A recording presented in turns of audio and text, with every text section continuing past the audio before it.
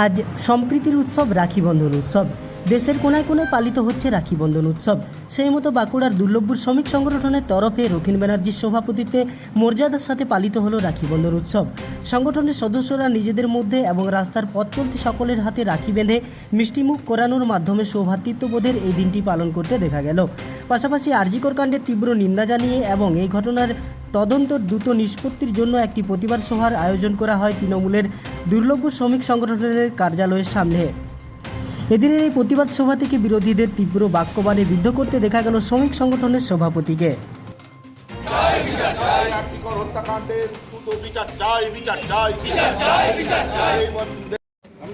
দলের সর্বভারতীয় সভানেত্রী তিনি ঘোষণা করেছিলেন 17 তারিখ থেকে অবস্থান বিক্ষোভ কর্মসূচি মিছিল।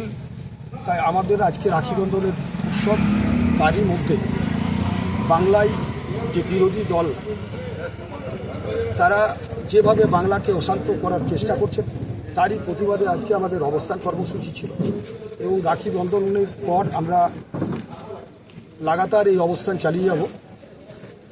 আপনারা দেখেছেন যে পশ্চিম বাংলায় একজন ডাক্তার দুর্ঘটনা, নিশ্চয়ই দুর্ঘটনা, সবাই তার প্রতিবাদ করছেন, আমাদের নেত্রীও প্রতিবাদ করেছেন এবং ডাক্তারদের যে একটা দাবি ছিল যে সিবিআই তদন্ত হোক, সিবিআই তদন্ত মুখ্যমন্ত্রী তিনি ব্যবস্থা করেছেন যে সিবিআই তদন্ত চলছে।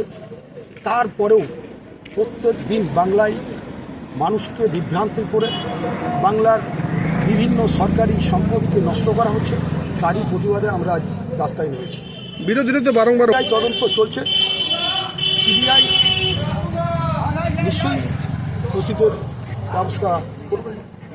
মোদী তো সিবিআই তদন্ত বলেছেন, সিবিআই তদন্ত চলছে, দোষীদের নিশ্চয়ই শাস্তি হবে এবং যারা দোষী নিশ্চয়ই বেরিয়ে আসবে।